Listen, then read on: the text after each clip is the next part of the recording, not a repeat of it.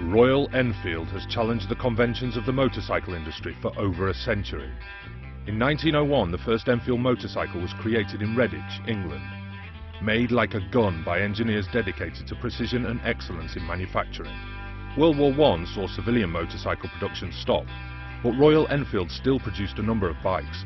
By the 1920s, the range had expanded to include sports models, V-twin machines and even an open-frame ladies' bike. The 1920s also saw Enfield's greatest racing successes at the famed Brooklands circuit and the Isle of Man TT. In 1932, the first Bullet was created.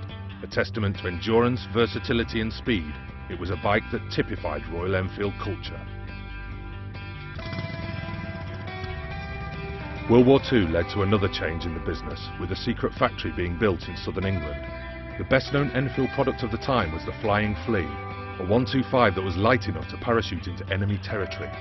In 1953, Madras Motors was charged with buying some motorbikes for the Indian Army.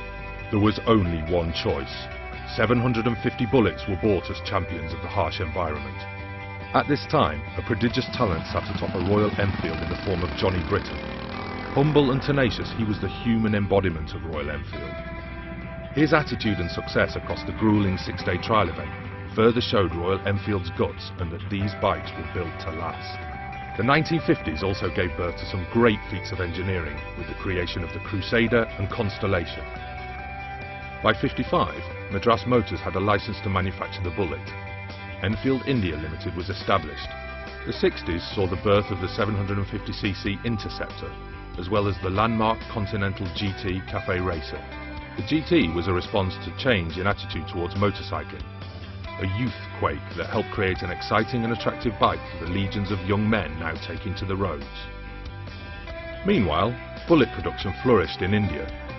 By 77, Indian-made bikes began to be sold in the UK to meet a demand from a newly formed classic motorcycle movement. The 80s saw Enfield's export markets flourish, with European distributors supplying the bike to a new generation of enthusiasts. The 90s were a decade of reappraisal. New bikes, new owners and new attitudes. An international tourist industry developed around the timeless Bullet too. Tour organisers set themselves up to take groups into the Himalaya, across the Rajasthan desert and into the backwaters of Kerala. Riding a Bullet in India became a must-do for many bike enthusiasts. In 2005, the Indian factory celebrated 50 years of production, with the legendary Bullet remaining an icon of the Indian highways. The recent technology-driven economic boom in India has produced a new generation of Royal Enfield riders.